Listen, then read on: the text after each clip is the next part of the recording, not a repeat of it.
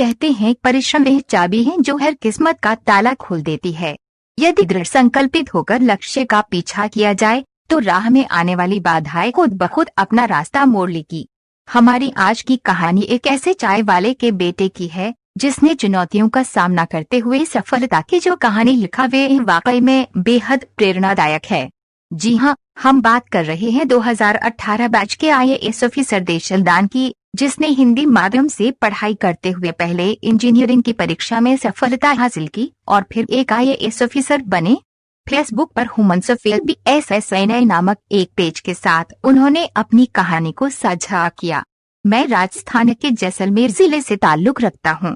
मेरे पिता किसान हैं और साथ ही एक चाय की दुकान चलाते हैं। मेरी माँ एक अनपढ़ गृहिणी है। मैं उनके 7 बच्चों में से एक हूँ। मैंने कक्षा 10 तक सरकारी राज्य बोर्ड हिंदी माध्यम स्कूल में पढ़ाई की। फिर मैं अपनी इंजीनियरिंग प्रवेश परीक्षा के लिए कोटा गया और IIT जबलपुर में दाखिला लिया।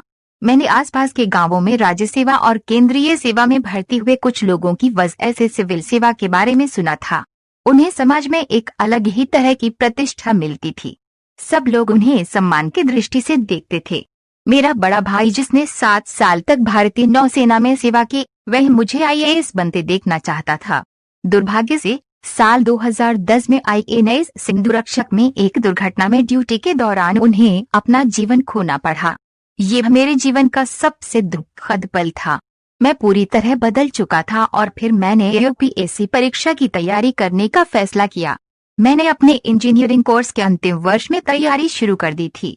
CSE की तैयारी के दौरान ये एक कठिन लेकिन दिलचस्प और समृद्ध अनुभव था। मैं ऐसे परिवार से आता हूँ जहाँ मैंने संघर्ष और कड़ी मेहनत की कीमत सीखी। मेरे माता पिता और बड़े भाइयों ने मेरी पढ़ाई के लिए अपना सब कुछ बलिदान कर दिया। उनके बलिदान, कड़ी मेहनत और समर्पण ने मुझे अतिरिक्त प्रयास करने के लिए प्रेरित किया। उनकी कठिनाइयों और संघर्ष ने मुझे महसूस किया है कि पढ़ाई उनकी मेहनत और संघर्ष तुलना में बहुत आसान है। स्पष्ट रूप से मैं खुद को असाधारण नहीं मानता। ये केवल मेरे परिवार के शर्त के बिना समर्थन और आशीर्वाद के कारण ही आज मैं इस पायदान पर हूँ।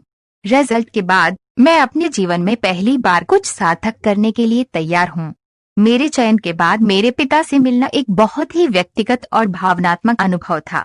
मैं पूरी कोशिश करूंगा कि जो भी संभव हो और क्षमता से लोगों की सेवा करें।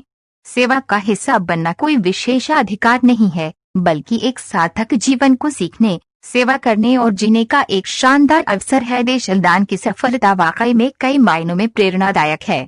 पहली बात यह कि जब आप लक्ष्य प्राप्ति के लिए संकल्पित होते हैं तो आपको पीछे नहीं मुड़ना है। परिस्थितियों का डटकर मुकाबला करना है। जीवन में कुछ करने के लिए अपनों का साथ और आशीर्वाद बेहद जरूरी है। और जब आप सफल हो जाते हैं तो अपने कल को कभी न भूलें। आप अपनी प्रतिक्रिया नीचे कमेंट बॉक्स में दे सकते हैं और इस पोस्ट को शेयर अवश्य करें।